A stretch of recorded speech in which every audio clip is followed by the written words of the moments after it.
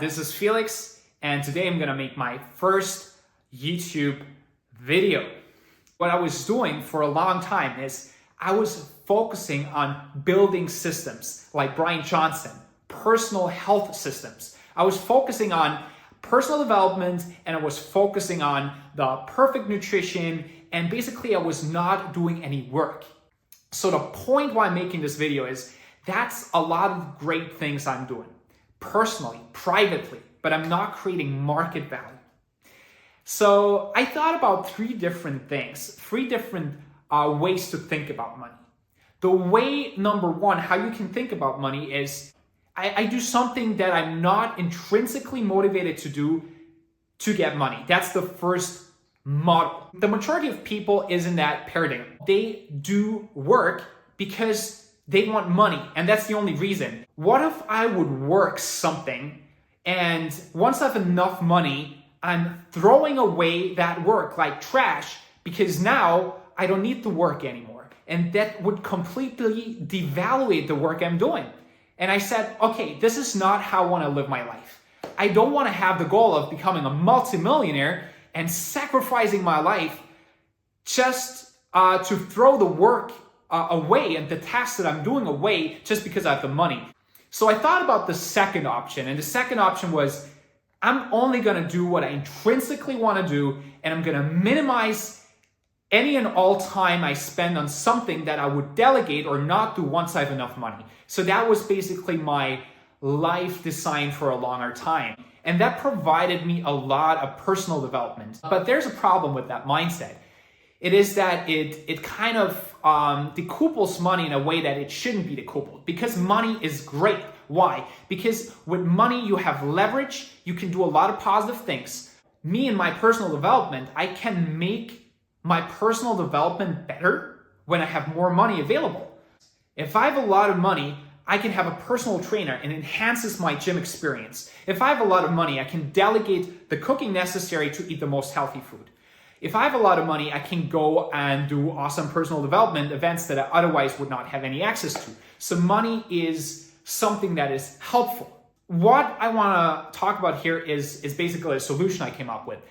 For me personally, which is the third model.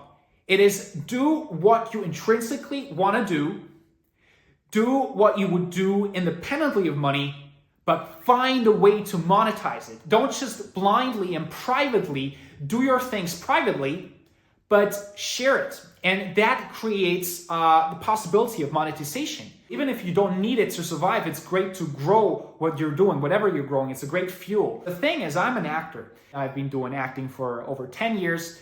And I'm kind of a little bit stagnating in my career. Why? Because I'm not focusing on acting right now. I'm focusing on so many other things. I'm focusing on personal development. I'm focusing on health, on nutrition, on working out, on dating, on meditation. I'm focusing on so many different things that are not the core acting. I'm doing what I'm doing anyways. If I'm not focusing on acting right now because I'm busy with other things that I choose to do because of the leverage, then that's great. But let me find a way to publish it. And the best example is Eckhart Tolle.